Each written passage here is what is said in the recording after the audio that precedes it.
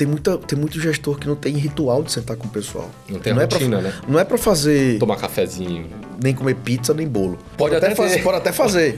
Mas, tipo, é resolver problema mesmo.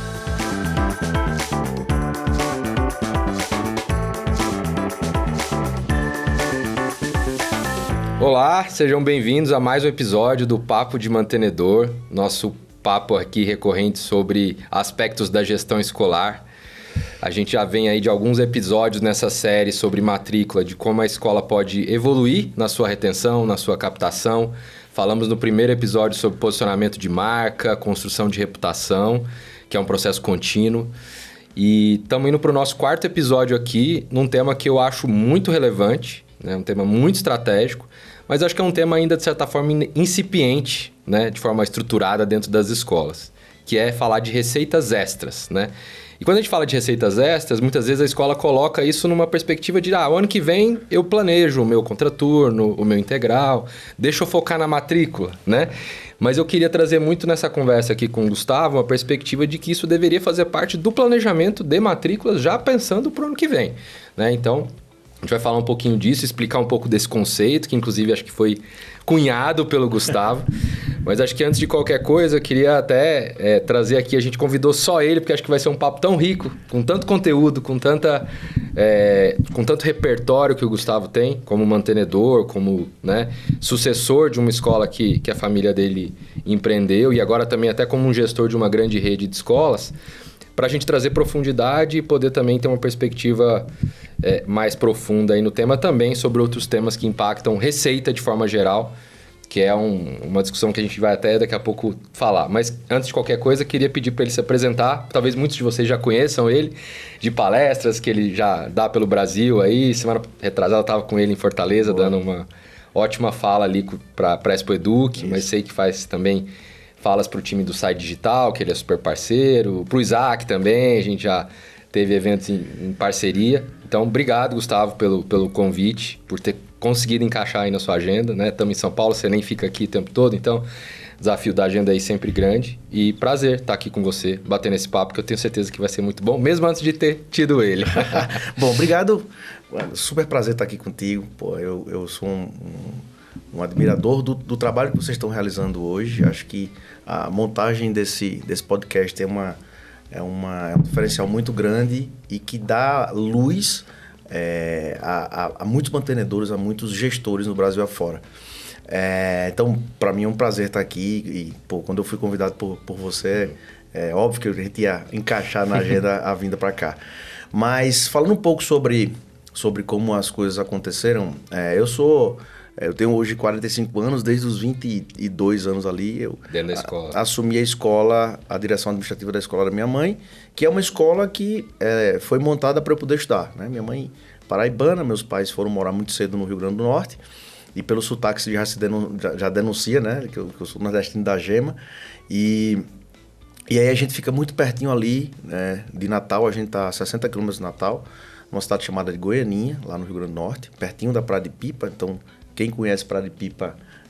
Conhece Goianinha diretamente. Goianinha, você veio pela BR-101 ali, você conhece Goianinha.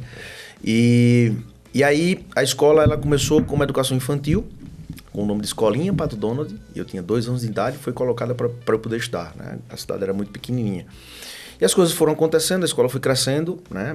Uma característica muito grande inclusive, inúmeras escolas no Brasil foram assim, ou ela nasce no ensino médio, né, como cursinho, ou ela nasce na educação infantil com uma professora sonhadora ali, que monta o negócio e o negócio vai crescendo. E aí minha mãe chegou a ter 3 escolas, né? Goianinha, Caguaretama e uma escola na Praia de Pipa, dentro da Praia de Pipa.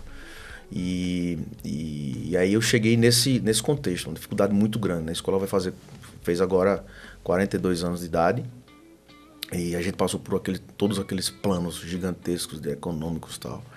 E aí em 2003 eu cheguei para ajudar na área de gestão administrativa e financeira. E aí eu me apaixonei. Eu para ser bem honesto, eu nunca imaginei, Lucas, trabalhar com educação. Porque eu vi aquele sofrimento, a inadimplência tá péssima, é enorme, e vende carro, e vende terreno, e faz empréstimo no banco para poder pagar a conta da escola. Então a gente passou por tudo isso, E aí, nesse contexto, a minha chegada era muito mais para segunda geração da família, um sangue novo. Eu vinha de loja de shopping, então eu fui empreendedor muito cedo, fui pai muito cedo. E como pai, tinha as minhas responsabilidades de começar a trabalhar. Então, eu fui pai aos 19 anos. E aí, com isso, criei uma responsabilidade muito cedo. Então, aos 22, já estava dentro da escola, né? E essa trajetória, ela foi muito rápida, foi, na verdade, astronômica, assim. Eu graduei em Direito na nossa Universidade Federal do Rio Grande do Norte. E logo em seguida, percebi que havia uma grande lacuna no mundo jurídico de prestar assessorias a escolas. E aí me interessei muito para a área financeira e tributária, né? Só que aí é impossível você trabalhar na área financeira e tributária dentro da escola, trazendo soluções, se você não entende o pedagógico. Sim. Então precisei estudar bastante sobre o pedagógico, entender muito sobre isso, para criar soluções que fizessem muito sentido, especificamente para a nossa escola lá. E foi isso. A escola cresceu muito. A gente hoje atende 14 cidades circunvizinhas a Goianinha, né? Uma população de mais ou menos 180 mil habitantes. E criamos um ecossistema bem interessante no interior do estado do Rio Grande do Norte, e a gente é um dos maiores grupos hoje do interior do estado. Então, o escritório de advocacia ele continua lá em Natal, a gente continua dando assessoria a muitas escolas Brasil afora. E aí eu tive a oportunidade de participar em inúmeras coisas, né? Então, aquele boom que aconteceu em 2008 de fusões e aquisições no setor de ensino superior, tive a oportunidade de participar como assessor em inúmeros negócios de fusões e aquisições, sempre trabalhando do lado do vendedor, trabalhando em equipes multidisciplinares. E aí você vai criando contexto. Isso vai melhorando ainda mais o conhecimento, o entendimento e tentando aplicar sempre na educação básica, que é a grande paixão, na verdade. Sim. Que é a grande parte da minha atuação. Bom, resumindo aí. É difícil resumir uma história tão rica e tão longa, né? Mas acho que trazendo um pouco da sua perspectiva, né? Você é um advogado, então, no fim, né? Que não nasceu no pedagógico da escola, né? Mas eu vejo que você tem uma capacidade muito boa de entender a escola na sua essência e pensar crescimento, oportunidades que existem no próprio pedagógico, né? E aí acho que até trazendo já o tema, né, do escola como hub de soluções, que acho que você que cunhou esse tema que eu gostei muito, inclusive é o título do podcast, de olhar para a escola como algo muito além do só a sala de aula ali no turno principal, cobrando uma mensalidade, né? Inclusive você tem outros negócios que são, de certa forma, correlacionados, né? A escola de inglês ali, que de alguma forma bebe do público, né? Isso. E do pai que escolhe, etc.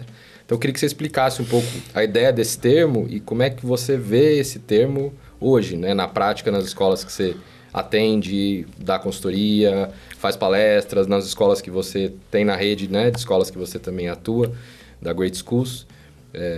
Explica um pouco para a gente o que significa isso. Bom, na verdade, assim... Tudo começou com uma grande dificuldade que a gente tinha na escola, lembrando, Goianinha é uma cidade que está a 60 km de Natal, uma cidade muito pequenininha, são 25 mil habitantes hoje, 25, 26 mil habitantes.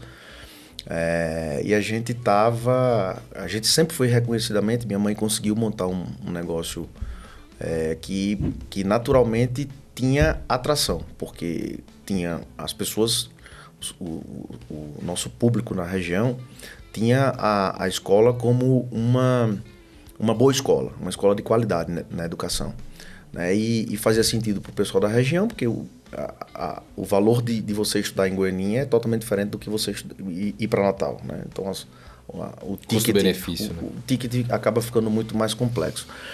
E aí, a gente passou por inúmeras transformações, né? Essa discussão de que a escola ela não pode só depender das mensalidades, ela é uma discussão interna, um insight de um cara muito novo na época, que tinha uma visão empresarial interessante, porque eu já tinha rodado o Brasil inteiro vendendo produtos de uma outra empresa que eu fazia parte da minha família, e consegui conhecer um outro lado, que era o lado de vendas, né? De comunicação, de saber vender bem, de convencer as pessoas. E aí a gente começou a entender o seguinte, que a escola, ela tinha que ser como a máquina da indústria. A carteira tinha que ser como a máquina da indústria. Ou seja, quanto mais bunda sentasse na carteira, mais você teria retorno financeiro. Do mesmo jeito que as indústrias têm as máquinas que trabalham 24 horas, às vezes, com inúmeros turnos, né? Manhã, tarde e noite, às vezes final de semana. Por mais que o custo seja diferente da conta, acaba... Quanto mais a máquina estiver ligada, muito maior é o retorno financeiro do negócio. Outra né? analogia que se usa muito é a do avião, né? Depois que decola... depois que decola não tem mais como aquela voltar. cadeira não vale mais nada, né? Então... Nesse processo, a gente teve que entender que a conta que a gente fazia em 2003 para 2004 era que só dependendo das mensalidades escolares, chegaria um momento que seria muito difícil você conseguir fazer o repasse do custo. O custo estava crescendo muito mais rápido do que a possibilidade que nós tínhamos de incrementar a receita. Perfeito. Então, e aí a gente está falando de uma escola que na época tinha 25 anos, né? Numa cidade pequena, numa região socioeconomicamente falando complexa, e que a gente tinha que montar uma estratégia de atingir esse mesmo público que já estava dentro da escola, que já confiava no trabalho que a escola fazia, só que em um outro momento. E aí, naquele período, a gente começou a pensar em inúmeras coisas. Então, a primeira coisa que veio, que a gente teve a oportunidade de fazer, foi montar um polo de EAD. Porque nós tínhamos um problema muito sério. A educação infantil que nós tínhamos na época, que é a escola que nasceu da educação infantil, ela tinha inúmeros concorrentes, cobrando muito mais barato. Então, a possibilidade que a gente tinha era, eu preciso formar gente, porque a dificuldade de ter professores pedagogos na época era gigantesca. Sim. Então, eu preciso formar gente para ir para dentro da escola, trabalhar na educação infantil, formar melhor a base e esse pessoal poder crescer. Então, de uma dificuldade, a gente acabou entendendo que isso era uma oportunidade. Então, a gente fez uma parceria na época com a Universidade Uniderp, que era de Mato Grosso do Sul, que depois foi comprada pela Anhanguera e que depois veio para o grupo da Croton, né? Veio fazer parte da Croton. Hoje, a gente continua com a Anhanguera até então, mas se você for falar o que era ter um polo de EAD em 2006 para 2007, era meio que loucura no interior do estado do Rio Grande do Norte, em que você não tinha internet banda larga, a gente tinha que pegar a internet banda larga, não me lembro do nome, era Star alguma coisa, e a gente tinha internet banda larga através do satélite, era caro pra cacete. Eram 10 mensalidades da escola. A internet do Musk, mas antiga. E aí Starlink. E aí a gente foi criando a oportunidade de ter novos serviços. Então, depois da universidade, veio a oportunidade de colocar inglês. Naquela época, ninguém discutia sobre isso. Ninguém discutia sobre colocar em 2010 para 2011. Era muito difícil se falar sobre o que era que aconteceria com o bilinguismo, qual era a importância do bilinguismo dentro das escolas. Ainda hoje não é uma unanimidade, né? Então, ao invés de a gente criar, não havia, ou então tinha muito pouca oportunidade, a gente foi para o franchising. Então, a gente pegou uma solução de franchising e colocou uma escola de inglês dentro da nossa escola. Usando a estrutura... Usando a estrutura. O conceito era store in store, né? Então, a gente tinha a oportunidade de ter um novo negócio lá dentro que agregava valor, porque era uma marca nacional, trazia mais força para o meu negócio, me diferenciava dos outros, me dava a oportunidade de oferecer um novo serviço. E diluir os custos. Diluía, obviamente, o custo. Então, essa ideia do hub de negócios, ela começou com esse pensamento. Eu preciso criar novas oportunidades do meu aluno em momentos distintos, o pai, em momentos distintos, investir na educação do filho. De forma que ele não precise sair daqui para ir para Natal, ou se ele for para Natal, ele ainda sinta a falta do serviço que a gente presta aqui. Porque o custo-benefício faz tanto sentido para ele, que não faz sentido ele sair daqui para ir para Natal, né? E a gente tem que lembrar uma coisa também, Lucas. Nesse intervalo de tempo, houve a duplicação da BR-101. Então, que era muito mais difícil ir para Natal, facilitou muito o trânsito entre o interior e a capital. Levando em consideração também que todo nordestino sabe, né? A gente tem um conceito de que o que é bom está na capital. Então, o interiorano quer ir para a capital, né? Então, a gente tinha que trazer a ideia de uma grande escola da capital, com um investimento bacana em imobiliário, num prédio legal, enfim, com ginásio, com um monte de coisa, e com custo que fosse condizente para a região. Inclusive trazendo professores de fora para poder trabalhar no ensino médio, por exemplo. Né? A gente tem até o ensino médio, a educação infantil tem o ensino médio. Então, dessa dificuldade que a gente teve, a gente foi criando soluções de maneira até sem... naquela época não havia uma estratégia super, hiper bem montada para isso. E aí é um recado até que eu deixo, né? Às vezes a gente passa muito tempo planejando as coisas e a gente esquece de executar, né? Eu não estou dizendo que planejar não é importante. Óbvio que planejar é importante, sobretudo no momento que a gente vive, né? Economia complexa, dinheiro caro, ninguém tem condição de ficar arriscando e errar. Mas começa pequeno, sabe? Testa, né? Analisa quais são as oportunidades que tem no seu negócio lá. Então eu estava do lado de Praia de Pipa, né? Levando em consideração que a gente estava do lado de Praia de Pipa, eu conversava muito com hoteleiros. Quais são as mais complexas... quais são as maiores complexidades que vocês têm para vocês contratarem? A gente não encontra ninguém que fale língua estrangeira. Porra, então tem uma oportunidade aqui que é trazer uma escola de inglês para cá. Eu oferto isso. Na época a gente conseguiu abrir, inclusive, para pessoas de fora, ou seja, nossa escola de inglês lá em Goianinha, que é o CNA, ele funciona para alunos de dentro da escola, mas também para alunos de fora da escola. Então, os negócios foram andando e aí desse projeto nasceu uma ideia de dizer, poxa, então isso aqui é um caminho. Porque se isso funciona em Goianinha, isso vai funcionar em qualquer lugar do mundo. Isso vai funcionar em qualquer lugar do Brasil. E aí a gente começou a trazer esse conceito e bater papo com outros mantenedores, né? Eu comecei a ser convidado para falar sobre isso, comecei a ser convidado para explicar o que era que eu estava pensando em fazer, e várias outras pessoas começaram a pensar a mesma coisa. Com uma grande diferença, né? Uma coisa é você montar uma escola e outra coisa é você ter novos produtos ali dentro, né? Com novos conceitos. É tudo educação. Sim. O polo de EAD, você está no mercado de educação, mas a forma de captar é diferente. A forma de tratar o aluno é diferente. A expectativa que o aluno tem é diferente. A necessidade que você tem de uma equipe comercial que venda o produto é totalmente diferente da escola. Sim. Que é totalmente diferente da escola de inglês. Então, acaba que você precisa ter uma organização muito grande dentro desse processo para fazer com que aquilo gere retorno financeiro para você, porque senão você monta tudo e nada funciona. Ou senão tem que contratar um monte de gente nova e encarece muito. E aí não anda, o negócio não anda. Então a ideia do Hub de Negócios, ele começou dessa grande dificuldade que nós tínhamos. E aí hoje em dia você vê muitas escolas, né, conversando sobre, como tá difícil manter a escola só com mensalidade escolar. E eu digo, poxa, depois de tudo que a gente vê hoje no mercado, se a escola só tem mensalidade escolar, se a escola vive, se a escola tem 80%, 90% do faturamento dela depende só da mensalidade escolar, isso é bem complicado hoje. Porque você tem um nível de concorrência altíssimo, e a concorrência altíssima muitas vezes faz com que você não consiga se diferenciar fortemente no mercado. Briga por preço. E aí você vai brigar por preço e o pai só vai olhar preço, né? Se você não tem diferenciação, o pai só vai sentar para negociar sobre preço. Então, isso é bem importante. Isso é o lado que dá certo, né? Mas a gente também tem que prestar atenção numa coisa, Lucas, que é importante ser dito. Hoje, a quantidade de produtos que você tem disponível no mercado para colocar dentro da escola, para tentar se diferenciar, é gigantesca. Então, a primeira coisa que eu diria é, o que é que faz sentido para você? Antes de você sair no mercado vendo tudo, faça uma análise criteriosa, né? Você como gestor, faça uma análise criteriosa. Senta com calma, com a equipe, bate um papo com os pais, sabe? Chama aquele pai. Você sempre tem um pai que é super participativo na escola.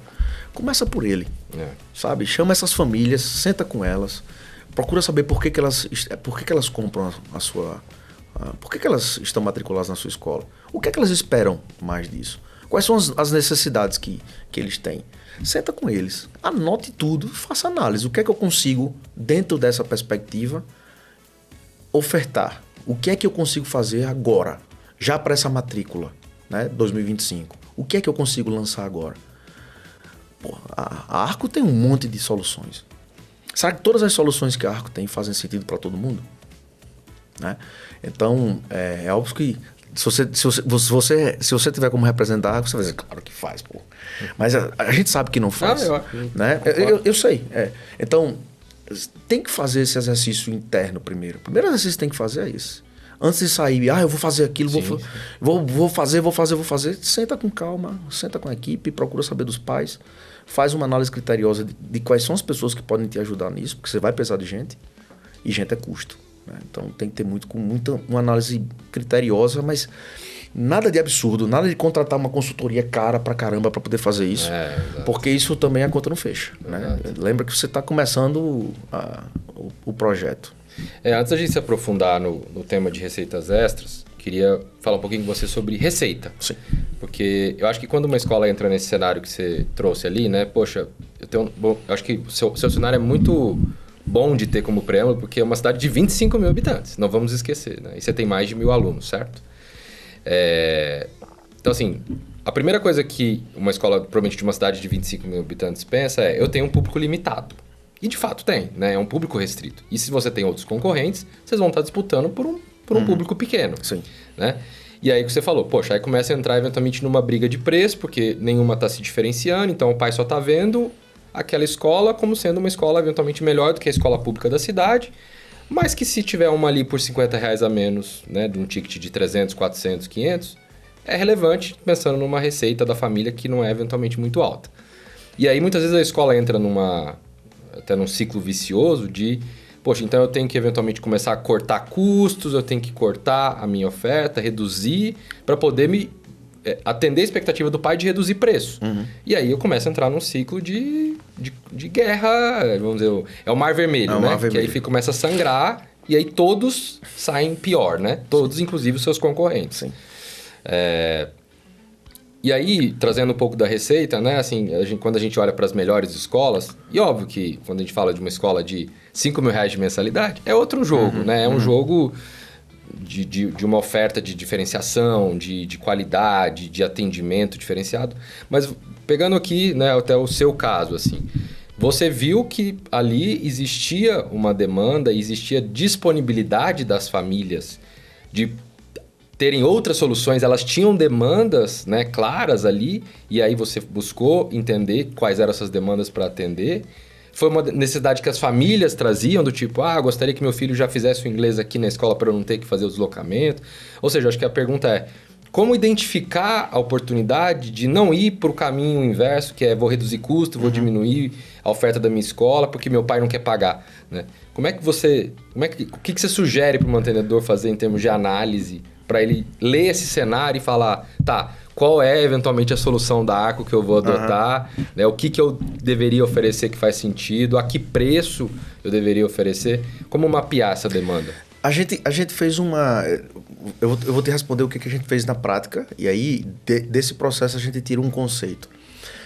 A pergunta é excelente, né? A pergunta é excelente, porque eu tenho certeza absoluta que muita gente, inclusive assistindo nosso bate-papo, deve estar se perguntando lá. A primeira coisa que eu vou dizer é, nossa mensalidade média hoje, Lucas, ela está em torno de R$650. 650. É barato. É barato para o que a gente oferece. Só que a gente tem que levar em consideração que eu faço isso no interior do estado do Rio Grande do Norte. Então, trazer professores, por exemplo, de Natal, a gente contratou os melhores professores que eram possíveis sob o ponto de vista de nossa organização, né? Então, eu tenho professores da região inteira que todos os dias vêm para Goianinha. Então, a gente tem que pagar deslocamento, a gente tem que ter almoço dentro da escola, enfim, tem uma hora-aula diferenciada. E a gente percebeu o seguinte, boa parte dos ensinos médios, por exemplo, em Natal funcionam pela manhã. Então, se a gente tivesse um ensino médio funcionando pela manhã, a gente teria uma concorrência muito grande e provavelmente eu não conseguiria trazer os professores que a gente precisava para Goiânia. A oferta de professores seria limitada. Então, o que a gente fez? Botou o ensino médio para tarde. Aí você diz assim, como é que você conseguiu fazer isso? Eu precisava fazer alguma coisa. O que eu quero que o gestor em casa e que esteja nos assistindo agora pense não seja restritivo e não ache que você não tem a solução. A solução tá com você. Agora, em alguns momentos, você vai ter que mudar um pouco aquilo que você faz. Então, havia uma concepção muito forte de que o ensino médio só funcionaria pela manhã ou à noite. À noite, eu não conseguiria dar a mesma carga horária que eu queria dar. Eu queria fazer um ensino médio bom. Eu tive alunos que tiraram nota 1000 em redação no Enem. Né? Tive alunos aprovados em todos os cursos em universidades federais no Brasil todo. Lá de Goianinha. Estudaram com a gente desde a educação infantil. Era isso que a gente queria fazer. Para fazer isso, eu tinha que ter uma carga horária condizente com a necessidade de se fazer o aluno. Eu quero fazer medicina, eu quero fazer direito, eu quero fazer fisioterapia, eu quero fazer, enfim, para que ele tivesse uma carga horária condizente com isso. Então a gente foi criando as oportunidades dentro das possibilidades que nós tínhamos, né? E aí, nesse ponto, a gente trouxe o seguinte: como os meus filhos estudam, minha filha estudava na escola e foi por causa dela que a gente pensou em ter o inglês. Mas você sabe como Sua mãe pensou na escola por você e você pensou no inglês pela sua filha. Eu comecei a fazer inglês desde muito cedo, mas eu não entendia o porquê que meu pai colocava para fazer inglês. Eu tenho 45 anos, eu comecei a fazer inglês com 12 anos. Que bom, né? E aí, eu sempre quis que ela tivesse a oportunidade de estudar mais cedo. Então, nessa demanda que era interna, o que é que eu comecei a fazer? Comecei a conversar com amigos, que também eram pais de alunos, e dizer, pô, já pensou se a gente trouxesse uma escola de inglês para cá? E eu me lembro que, inclusive, a gente colocou uma escola de inglês de um amigo, que era um professor de inglês local, e eu sempre dizia muito assim para ele, cara, vamos ver se esse negócio era o nosso MVP. Vamos ver se esse negócio roda. Esse produto é viável. Vamos ver se isso faz sentido. E aí a gente colocou uma escola, hoje, com todo o conceito falando sobre bandeira branca, né? Não era franquia. A gente colocou uma escola lá dentro da escola e eu percebi, no primeiro semestre, Lucas, a gente teve 70 alunos matriculados num curso de inglês, numa escola que na época tinha algo em torno de 500 alunos. Né? Mais de 10% do meu público teve interesse em fazer isso. Cara, tem alguma coisa aqui que faz muito sentido. Aliando-se àquele bate-papo que eu tinha com os empresários da minha região, né, dali de Praia de Pipa, região super turística, perguntando quais eram as principais dificuldades que eles tinham, e eram exatamente pessoas que falassem inglês. Muitas vezes o cara dizia, olha, o treinamento para atender, eu dou. O treinamento para ser vendedor, eu dou. Agora, o problema é que para ser vendedor, se o cara não fala a língua, eu não consigo, eu não tenho tempo hábil para poder fazer isso. Então, havia ali uma demanda reprimida, que a gente sabe que boa parte dessas pessoas não seriam alunos do curso, porque tem uma questão financeira de que muita gente não poderia pagar. Mas, nesse caso, a gente foi implantando aos poucos. Quando a gente percebeu que eu precisava de metodologia nesse processo, que não fazia sentido ser dono sozinho de 100%. Não ia funcionar. Não fazia sentido ser dono de 100%. Ser dono de 100% de nada, é muito melhor você montar um negócio em que você esteja atrelado a uma grande marca que traga uma solução interessante para você e que você rateie esse nada mais justo. O cara traz uma solução praticamente pronta, você faz as adequações e bota o negócio para rodar. Então, a gente começou a pensar, a gente começou a perceber que fazia todo sentido do mundo a gente ter um negócio maior que agregasse valor. Daí entrou o CNA. Na época, eu estava com a Abril Educação, né? Tinha um sistema de ensino chamado GEL, e a gente fazia parte do sistema GEL, e a gente, acho que o projeto piloto desse negócio basicamente começou na escola. Acho que a gente foi a primeira ou segunda escola no Brasil que montou a Story in Store, a escola de inglês dentro do colégio. E foi um sucesso, né? Hoje a gente tem aproximadamente, só no inglês, aproximadamente 200 alunos nessa escolinha. São 3 salinhas de aula, super bem organizada, com conceito básico de uma franquia do próprio CNA, né? E, super satisfeito com o que a gente tem conseguido gerar. Minha filha concluiu lá, tirou certificado de Cambridge, fez o FCI, como vários outros alunos, como vários outros ex-alunos nossos, que já estão no mercado de trabalho por causa dessa escola. Então, legal. Tem uma questão social importante, mas a gente não pode esquecer que tem uma questão de, aquilo é uma empresa e precisa gerar retorno financeiro. Então, e aí, se você fala sobre precificação, né? Você me perguntou, e como é que você fez a conta para poder chegar nisso? O mais bacana de tudo é que quando você não está sozinho, quando você tem uma empresa grande por trás, né? Que te auxilia nesse processo, que você não precisa pensar em tudo sozinho, né? Até porque você não é super-homem, né? Você muitas vezes está ali com 200 milhões de demandas, E você precisa muitas vezes de um empurrão.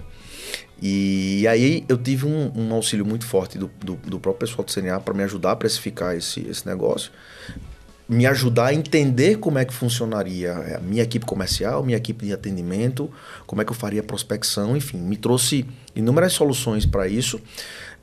E aí a gente começou a entender o seguinte, poxa, então esse preço de mensalidade faz sentido pro pai. Por quê? Porque ele já estava pagando. Lembra do meu outro curso lá? Eu fiz...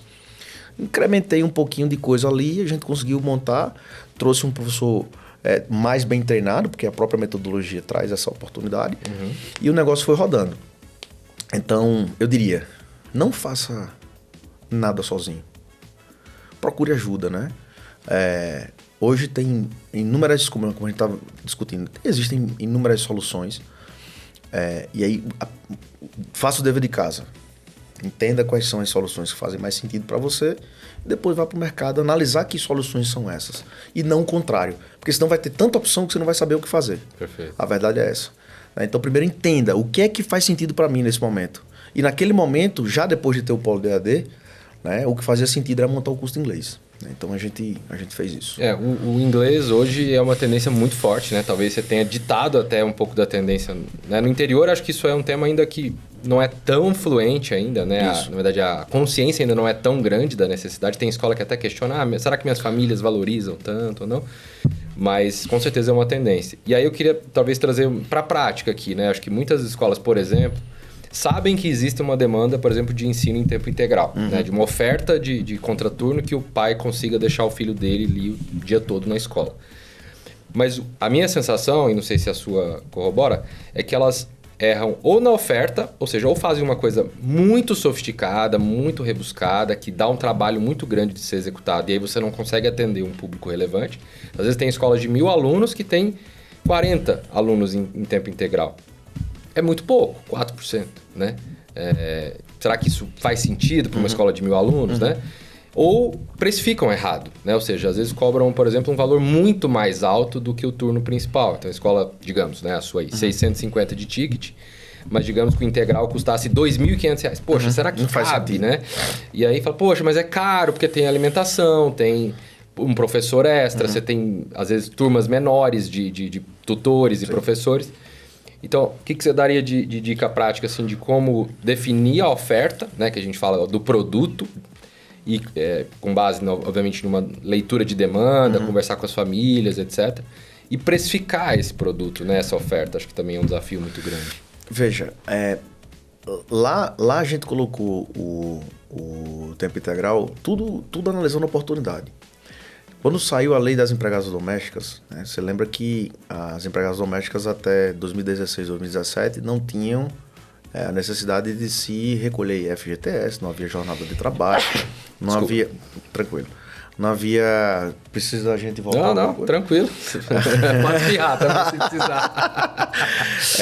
E aí a gente começou a perceber que depois da lei, no período em que começou-se a discutir no Congresso a lei das empregadas domésticas, eu comecei a perceber assim, caramba, vai ficar muito mais caro ter uma empregada doméstica para cuidar do filho no contraturno. Isso é leitura de cenário, né?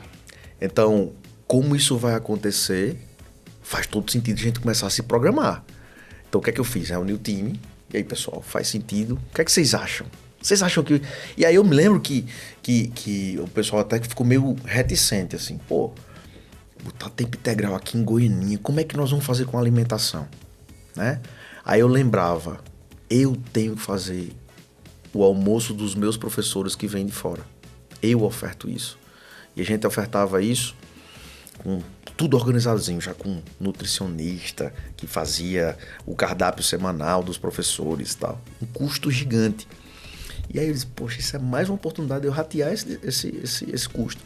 Se eu tenho gente que vai ficar no tempo integral e vai pagar pelo almoço, eu consigo fazer com que esse pagamento pelo almoço seja meio que rateando o custo do almoço fixo, dos professores. Cara, vamos botar para cima. Vamos entender como é que funciona isso. E aí, logo que foi promulgada a lei, eu me lembro que a gente começou muito incipiente, tipo 8 alunos, 9 alunos, né? 10 alunos. Explicando, inclusive, para as pessoas o que era. Imagina você... Ninguém tinha na cidade. Ninguém tinha. Em Natal, pouquíssimas escolas tinham tempo integral na época, né? E aí a gente começou a perceber que fazia todo o sentido do mundo, porque, além de ter essa questão, o discurso foi muito bem feito, né? Olha, você muitas vezes, no interior tem muito disso, né? A empregada doméstica, ela trabalha ali, mas ela não tinha carteira assinada. A partir dali, daquele momento, havia uma legislação rigorosa e que muito provavelmente viria uma fiscalização rigorosa em cima disso.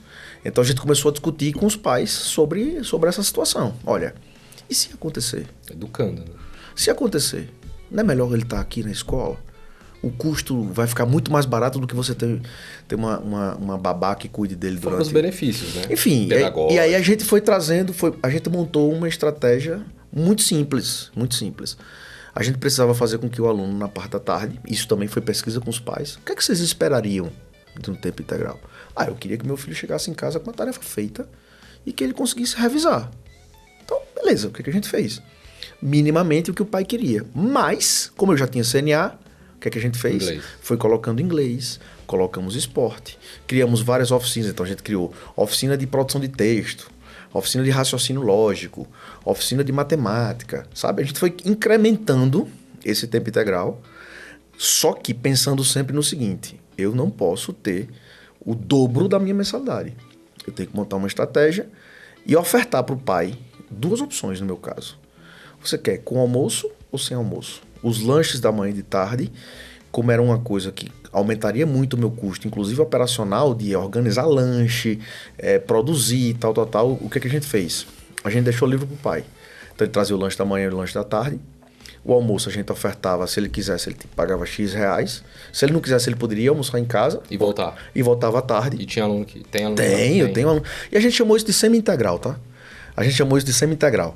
Então, o pai que quer ficar com o aluno, quer almoçar com o aluno, como é perto, uma cidade pequena. E às vezes faz parte da cultura da família. Faz parte, né? almoçar junto, filho. faz parte, né? Então, a gente tem inúmeros alunos hoje que almoçam na escola, mas a gente ainda tem alunos que vão para casa, tomam banho, almoçam em casa e de 1 hora retornam para o colégio. Nosso turno da tarde funciona até 5h45, são 6 aulas por dia. Começa a 1 hora da tarde e termina às 5h45. É o mesmo horário que os alunos saem. Por quê? Lembre-se, eu tenho vans de toda a região que todos os dias estão pegando alunos e deixando na escola. A van que vem buscar o aluno às 11 horas da manhã, lá no colégio a gente funciona educação infantil fundamental 1 até 5º ano pela manhã, 6º ano ao 9º e até 3ª série do ensino médio, tudo à tarde. Precisa ser assim, porque nós não tínhamos como fazer diferente. No meu Fundamental 2, são 6 aulas por dia desde o 6º ano. Então, se a gente invertesse esse processo, o aluno sairia depois de meio-dia. Não dava tempo da van chegar no interior com os alunos da manhã e voltar para a escola de 1 hora da tarde com os alunos da tarde. Entende? Então, essa logística também é complexa na minha região. E tudo isso a gente teve que estudar para poder ofertar esse produto com o melhor formato possível para que os pais pudessem, obviamente, consumir, né? E aí foi muito interessante porque, como a gente já tinha universidade, eu conseguia pegar os meus melhores alunos do curso de pedagogia, já transformava em estagiário dentro da escola. Desse estagiário, custo, obviamente, um custo muito menor. Esse estagiário, se ele fosse bem, ele já era meu backup para professor. Então, só para você saber, 95% dos meus professores hoje da educação infantil até 5º ano já são formados dentro da própria escola, pelo meu polo de EAD. Então, minha coordenadora de educação infantil, por exemplo, ela começou como auxiliar de sala lá atrás, virou professora de educação infantil, foi ser professora fundamental, tinha espírito de liderança, virou auxiliar de coordenação, e aí, quando surgiu a oportunidade, ela virou coordenadora pedagógica. A gente montou um roteiro, uma trilha de carreira dentro da escola, baseado na formação do professor, por causa de uma necessidade que eu tinha de formar professor, que eu poderia ter dito, a escola não vai funcionar, não vou conseguir me diferenciar. A gente montou o polo não deu dinheiro no início, ele não deu resultado financeiro, mas hoje ele me traz um resultado financeiro super interessante. Por exemplo, só para você saber, meu 13º e todo o 13º do ano e o período de férias eu pago especificamente com o meu polo de EAD da escola. Então, é uma maneira que a gente encontrou de achar uma solução no meio de um número de um monte de problema e ter calma para entender que as soluções estão ali à sua frente. É ter calma para pensar e achar as melhores saídas. Legal. Você vai ter que contar uma história que eu gostei muito quando eu vi, que é a história do curso de patins. Sim. Que você criou até curso de patins. Sim. E hoje a gente vê que, de fato, muitas escolas estão inovando na oferta mesmo do contraturno, né? Ou seja, entender qual é a demanda, eventualmente, ou criar a demanda, né? Sim. Porque, assim, muitas vezes, se você perguntar para os pais, né, de uma escola que não tem o curso de patins, você pagaria para seu filho fazer um curso de patins? Provavelmente 90% talvez diga não, né? Mas se você faz uma atividade, começa a engajar, né? Até estava conversando com uma escola de Teresina esses dias, que ele tem aquela NBA, né? Que é aquela franquia dentro da própria escola de basquete. E ele, de uma escola de 1.000 alunos, acho que ele tem uns 250 alunos no basquete. No basquete. Cara, é impressionante. Show. Né? Assim, ele 25%. gerou um engajamento ali, provavelmente uma cidade que não tem a cultura do basquete. Então, vai muito de quem está cuidando desse negócio. Né? Se esse professor tem incentivo, eventualmente, para que esse produto, essa oferta dê certo. Né? Porque uma coisa que eu, quando era diretor de escola, percebia que se você coloca, por exemplo, o mesmo professor de educação física dando aula de futsal, às vezes o aluno vai falar, mas eu já tenho aula com ele, né? Por mais que ele seja um bom professor. Sim. Mas aí se você, por exemplo, traz um professor famoso da cidade para dar essa aula, digamos, quase que numa lógica mais profissionalizada, ou coloca esse professor para dar e aí dá um incentivo ali, eventualmente financeiro, enfim. Eu queria que você trouxesse um pouco do caso do curso de patins, que também foi um sucesso, e o que você entende também que as escolas podem fazer para aumentar esse engajamento. Claro. A gente quando você chega a um determinado tamanho, né, a gente virou um dos principais empregadores privados da região. Então, criou-se um desejo muito grande de inúmeros profissionais quererem trabalhar com a gente. Enfim, eu cheguei em Goianinha, eu sou de João Pessoa, na Paraíba, mas cheguei em Goianinha com 2 anos de idade, então me considero cidadão goianiense, de verdade, assim, com muito orgulho. O legado que os meus pais construíram na região é realmente de se orgulhar, né? E aí, esse processo foi muito interessante porque a atração desses talentos da nossa região, que às vezes só precisavam de um olhar diferente e dizer assim, vamos fazer junto, vai estudar, sabe? Então a gente formou muita gente, né? Esse detalhe do patins que eu contei na palestra lá de Fortaleza é muito... Eu até lanço a pergunta, às vezes a gente fica achando dificuldade em tudo e a gente deixa de fazer as coisas que são simples, estão ali muitas vezes na nossa cara, né? E a gente deixa de fazer porque a gente paralisa, fica com medo, enfim. Ou tem outras prioridades, enfim, né? No dia a dia. E aí, a gente tem uma professora de dança chamada Denise, que é uma pessoa muito engajada com a gente, e ela tinha um pequeno estúdiozinho de dança num bairro lá em Goianinha, e a gente trouxe para ela trabalhar conosco. Ela não era graduada em educação física ainda, né? E do mesmo jeito que alguns outros profissionais que trabalhavam com a gente nessa parte de recreação e até técnico de futebol de salão, que não eram graduados em educação física. A gente montou o curso de graduação em educação física no nosso polo de AD, logo que surgiu, era super complexo, a gente montou para formar esse pessoal. E aí Denise trouxe para mim uma coisa que depois já fazia um trabalho super bacana dentro da escola. A gente tem uma avenida em Goianinha que tinha acabado de ser asfaltada. E aí ela, Gustavo, você já foi no centro da cidade para você ver 4 ou 5 horas da tarde na Avenida Nova, o que é que os meninos estão brincando? Não vi não. Aí depois vá lá para você ver. Aí eu peguei o carro perto da escola, nesse horário fui lá entender o que era que ela estava querendo me dizer. Quando eu vi vários alunos nossos e outros meninos, tantos outros, andando de patins. Aí eu disse, Denise, eu vi aqui que os meninos estão andando de patins, mas o que é que você está querendo dizer com isso? Ela disse, não, eu fiz. um curso de patins, fiz um curso. E a quadra da gente é enorme, o ginásio é maravilhoso para trabalhar com patins. E eu queria saber se você topa pra gente começar a dar aulas de patins como se fosse um esporte. Se tá feito, por que não? E aí, bicho, a gente lançou esse negócio, a gente criou uma outra frente dentro da escola, e aí existe uma dificuldade muito grande, né? Como a escola já cobra para a região um ticket médio maior do que o que se tem cobrado lá, às vezes os pais confundem que novos serviços deveriam... deveria estar incluso. Então, é muito difícil uma coisa que a gente tem discutido sobre esporte, né? Esporte é caro pra caramba. Material é caro, equipamento, enfim. E aí a gente precisava começar a criar novos esportes pra gente fugir dessa armadilha de não conseguir ter uma receita recorrente sobre isso. E o patins vinha muito a calhar, né? Dentro desse processo. E aí ela começou a fazer esse trabalho de patins dentro da escola e a gente teve um engajamento enorme de meninas e meninos. Crianças que participavam, que adoraram a ideia e começaram a ter aula de patins dentro da escola. E aí tem uma coisa interessante, toda escola do interior, no desfile de 7 de setembro, né, vai aquele monte de escola fazer aquele desfile. E aí cada escola quer ser mais bonita que a outra. Sim.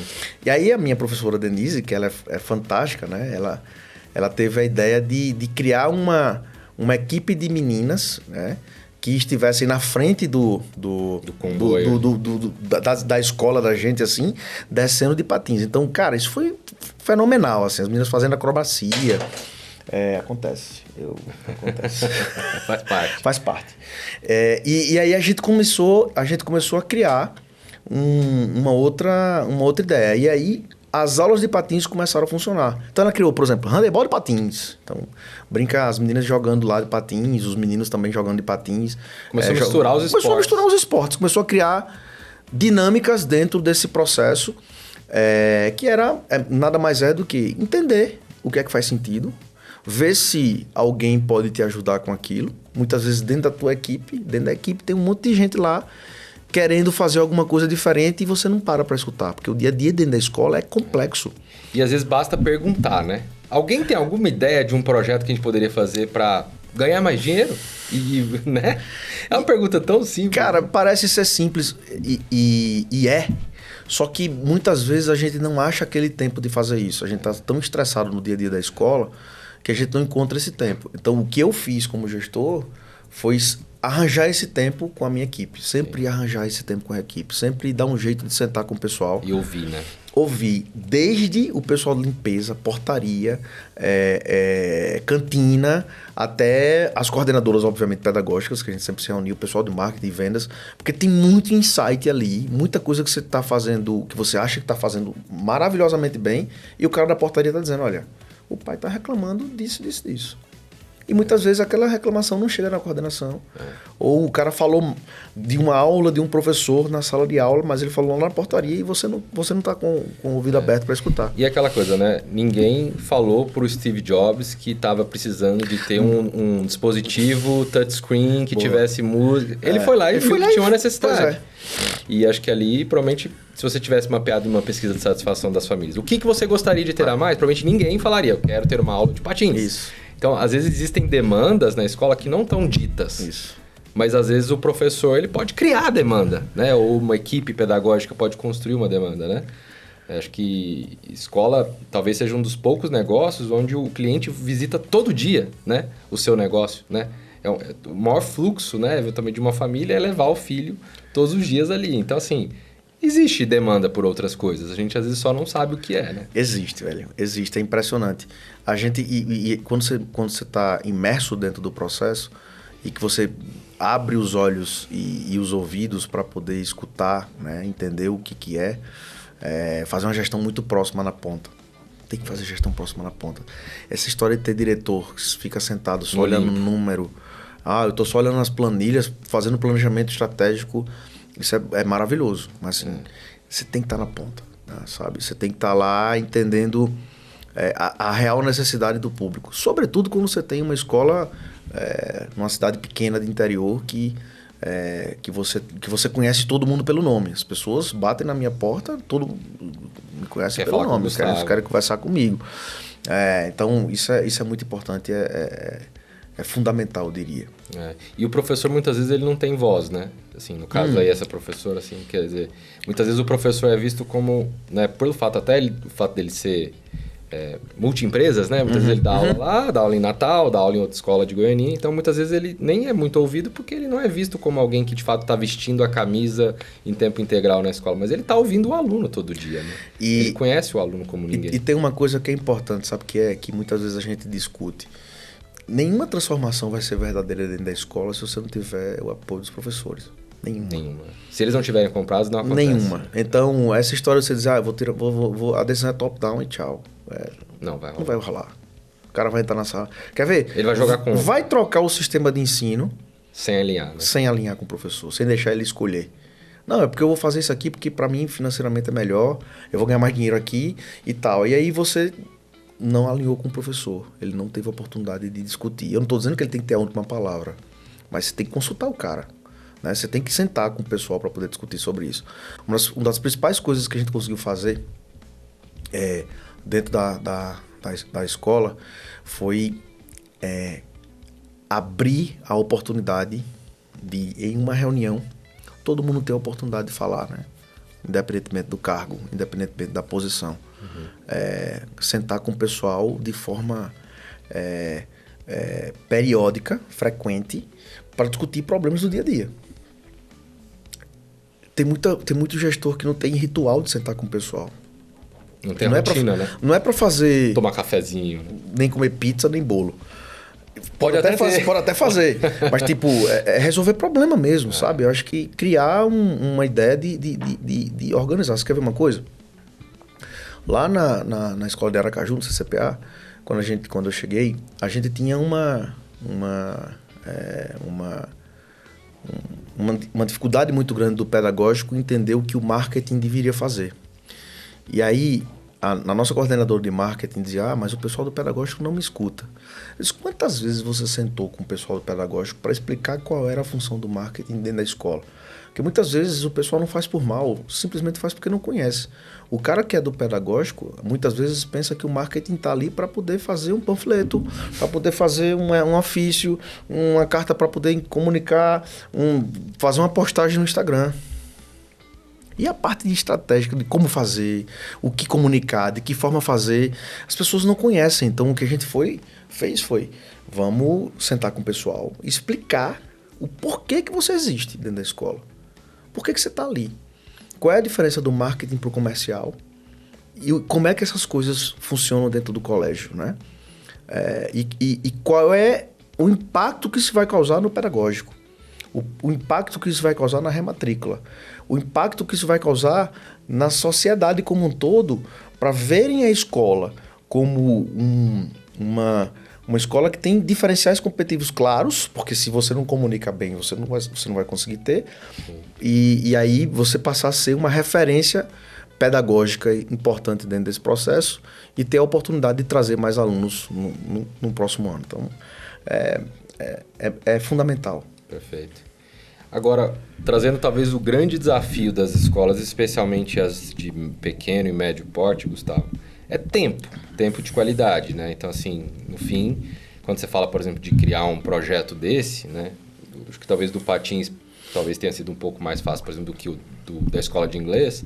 Você tem que dedicar tempo de planejamento, de estudo, né? Falar com as famílias, entender demanda, contratar professor, montar equipe, alinhar, definir toda a estratégia de captação.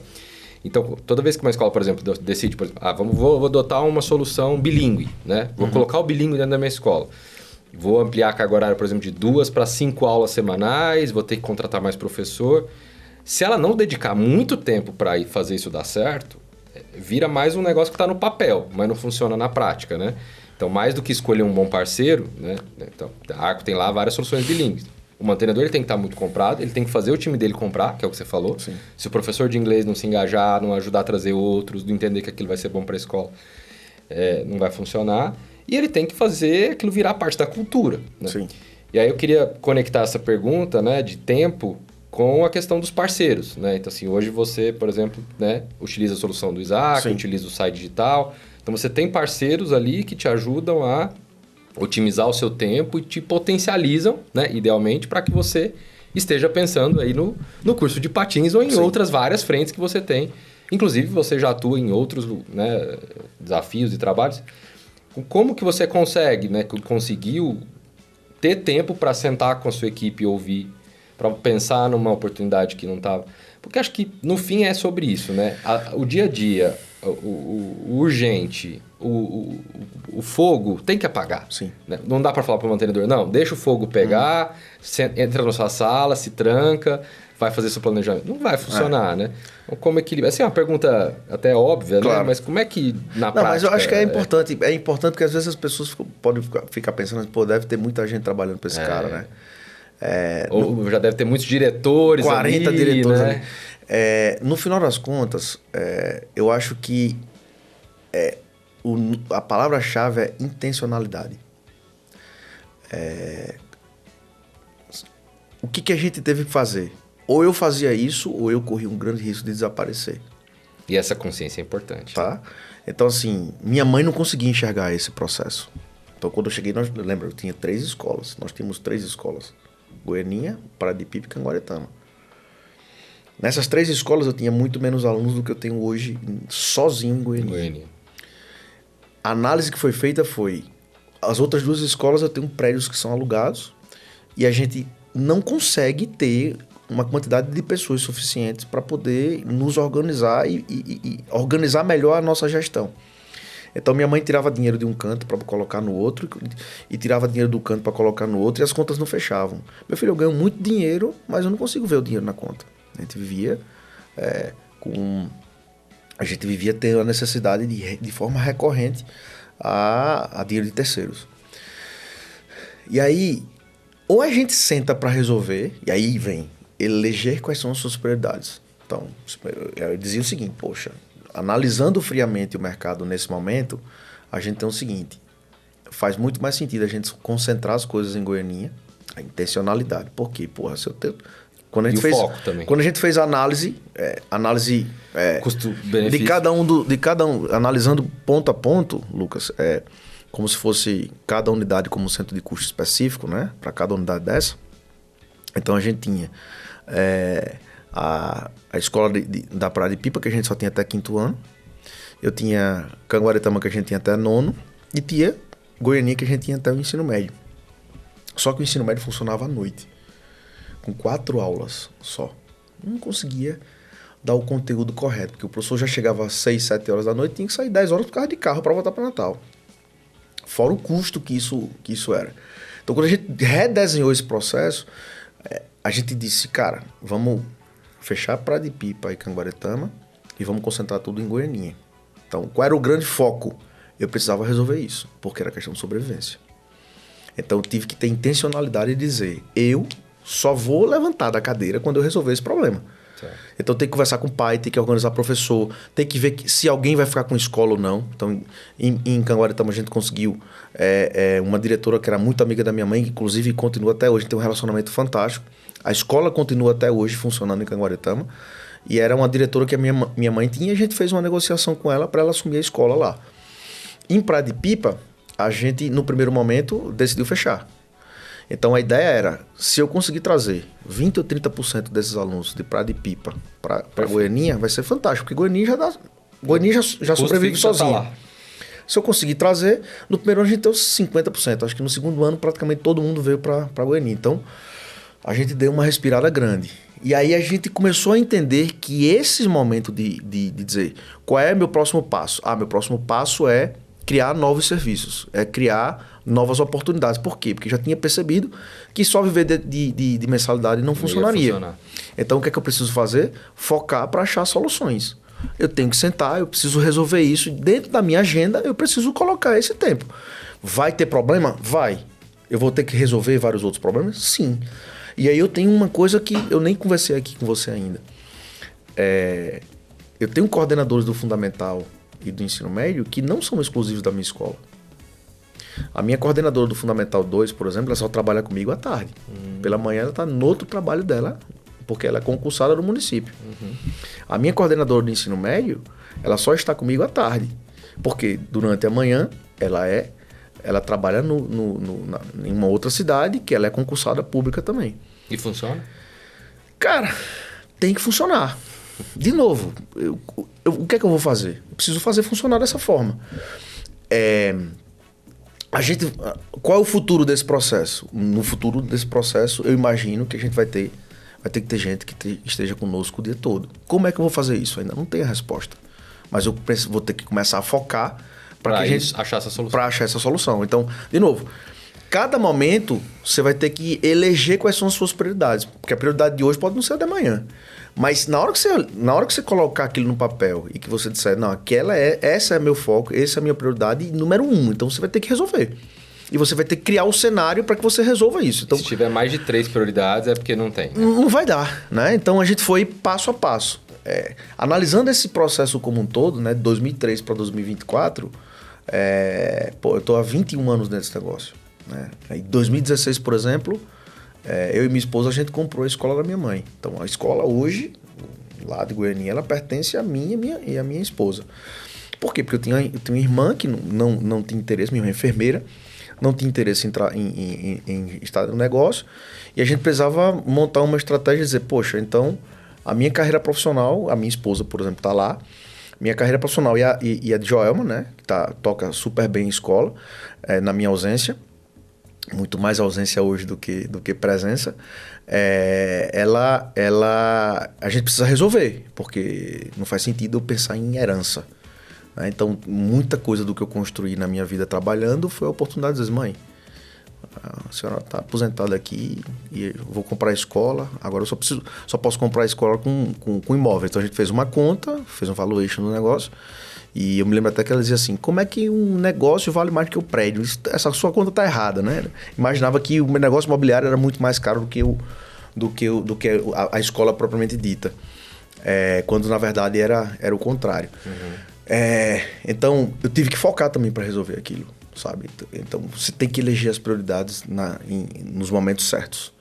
E encarar isso como uma lição de casa de sobrevivência. No meu caso, era lição de sobrevivência. Eu não tinha muita opção, velho. Tipo, se eu não fizer isso agora, eu corro o risco de desaparecer amanhã. Certo. Então, eu preciso resolver isso. E aí, a gente foi montando. E aí, essa seriedade, a gente encarou todos os outros processos. Porque foi o que foi dando certo, né? Então, todas as vezes que a gente encarava isso com seriedade, acabava saindo uma solução que era super inteligente, interessante, e me dava um diferencial competitivo enorme. Então, qual é a escola do interior do estado do Rio Grande do Norte que tem uma escola de inglês lá dentro, uma franquia de inglês, que oferece da educação infantil até ensino médio, que teve aluno nota 1000 em redação, que tem um polo de EAD que forma os professores, que tem um processo de trabalho gigantesco lá dentro, que tem um trajeto, uma trilha de carreira para poder se organizar, que traz professores de várias outras cidades, né? Que dá que tem tempo integral, que tem oficina, que tem 10 tipos de esportes. Vamos selecionar isso? Então, existe um negócio diferente ali, né? Eu concordo. E para ser bem honesto, tudo isso só foi possível porque, de uma certa forma, não é Gustavo que esteve lá à frente.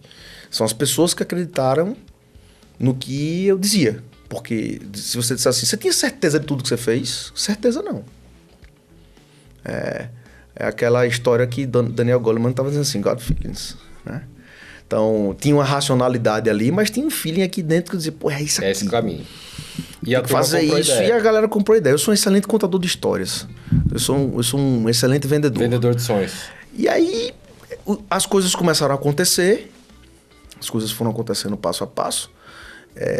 E as pessoas começaram a dizer, caramba, o que esse menino fala, ele consegue realizar.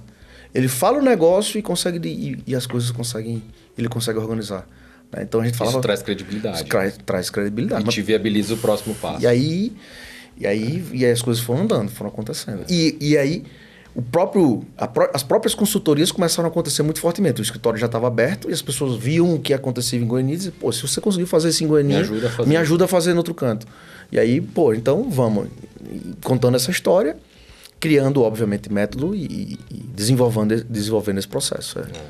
Acho que gostei muito da sua fala de foco, né? Porque é isso, né? Se você quisesse ter feito tudo ao mesmo tempo, provavelmente tudo teria dado errado e a escola talvez nem existiria mais. Que é um ponto que às vezes as pessoas dizem assim, mas eu queria construir isso rápido. É outra ideia. Cara, faz 20 anos, são 21 anos que eu tô lá, né? Cheguei em 2013, a gente tá em 2024, são 21 anos, passo a passo, com calma. Cada ano uma prioridade. Foi muito difícil, um monte de coisa, teve um monte de desafio no meio desse processo. Enfim, mas nada acontece do dia para a noite, né? Então, passa tudo tem seu tempo, né? Porque a escola é um negócio muito de longo prazo, né? É o que eu acredito. Se você pensar que o aluno demora 12 anos para ser formado, né? Você começar lá na educação infantil até o terceiro ano do médio, você não vai fazer uma mudança em 6 meses e aquilo vai virar parte da cultura, a mudança já está solidificada, né? E outra coisa que você falou também que eu concordo muito, assim, tem que ter a humildade de, mesmo em algum momento você tendo assumido uma certa liderança na cidade, você não subiu para a cabeça no sentido de, tá bom, então se agora eu sou líder, já tem uma oferta bacana. Não, vamos evoluir todo ano, vamos humildade. Isso. Porque até tem uma fala que a gente fala dentro da Arco, né, que o pior professor é o sucesso. Né? Porque ele muitas vezes te dá um ego ou uma autoconfiança que joga contra a sua própria evolução. Né? Porque você acha, cheguei lá, sou o líder, na minha cidade não tem mais ninguém que chega nem perto de mim, acho que você já tem uma oferta que talvez até numa capital já seria uma oferta diferenciada. Né? Você poderia ter falado, não, deixa agora... Não, pra quê, né? Pra esse time... E agora deixou o legado de ter um time que provavelmente pensa como você, né?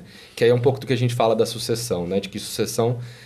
Você não provavelmente está longe de pensar em se aposentar, mas provavelmente você já formou muitos sucessores, mesmo não tendo se aposentado. Você sabe que é uma coisa bacana? Esse processo é um processo tão interessante de falar sobre oportunidade, de tentar enxergar as coisas diferentes. A gente fala, escola é um negócio que vive de eventos, né? A gente não tocou, toda semana tem a gente não tocou em assunto de custo de evento, de receita com evento. Tem que ganhar dinheiro com evento, né? É muito difícil você pegar uma escola que chegue no final do ano, ela tenha zerado a linha de eventos ali, ó. O que eu tive de despesa, eu tive de receita. Sim. É muito difícil. Muito difícil. Esse conceito a gente tem desde 2008. 2008. Veja, eu não tinha alternativa. Você não tinha dinheiro sobrando? Não tinha dinheiro sobrando. Então eu precisava achar um projeto, um processo que permitisse que eu chegasse no final do ano minimamente zerado. Eu vou fazer o evento, vai ser um negócio bacana, o pai vai gostar, mas no final do ano, essa conta, ela não pode ser negativa. Que vai de encontro a uma gigantesca quantidade de escolas que existem no Brasil que não conseguem zerar essa conta. Acho que a maioria nem faz essa conta. Sabe por quê? Porque no final das contas, aquela história que eu falo sempre no final da palestra, né? A escola, ela é um equilíbrio das racionalidades pedagógicas e financeiras. Né? Se você tiver uma equipe pedagógica que só pensa no pedagógico, e se você tiver um diretor que não tem um equilíbrio nesse processo, existe uma gigantesca probabilidade de você quebrar e eu diria, no médio prazo para curto, porque do jeito que as coisas estão tão bem difíceis. Mas se você tiver uma sobreposição financeira, aí você não pensa na qualidade do serviço, você não pensa em ter bons professores, você não pensa em ter um serviço diferenciado para você manter o aluno. Aí é voo de galinha, aí você né? diminui a sua rematrícula, você diminui o NPS, enfim. Você já deve até ter conversado sobre NPS em algum momento falamos no episódio no podcast. 2 anteriores. Pronto, então... e aí você tem uma gigantesca probabilidade de diminuição de rematrícula. Então, em alguns momentos isso vai acontecer. Vai ter uma sobreposição. Mas essa sobreposição ela tem que ser muito momentânea e temporária. O equilíbrio entre as forças pedagógicas e financeiras elas são importantíssimas. Mas para isso, você tem que ter o pedagógico entendendo sobre o processo. Quantos donos de escola discutem sobre finanças no seu negócio? Orçamento, montam orçamento, discutem sobre o que é que faz sentido. Se dá para fazer um investimento, se não dá para fazer um investimento. Né? Quantos conseguem fazer isso? Então, isso fez toda a diferença na nossa trajetória. Total. A gente tem uma solução aqui que a gente lançou há pouco tempo, que é o Isaac Gestão Pro, né? Onde a gente analisa as receitas, custos e despesas, o orçamento da escola e compara ali com um benchmark, né? Com uma referência de mercado, se ela está bem ou se ela está mal em todas as linhas dela. A maioria das escolas não sabia como estava exatamente o cenário dela de orçamento, ou seja, o lucro percentual dela ou a despesa, né, o prejuízo percentual dela, não batia com o que ela tinha na cabeça. E várias coisas de insights, por exemplo, esse curso extra aqui é um curso que eu precifico bem, dá lucro. Não dava lucro, né? Ou dava um lucro muito menor do que ela imaginava. Então, assim, escolas às vezes bem estruturadas, escolas com gestores muito maduros, profissionalizados, né? A gestão profissionalizada.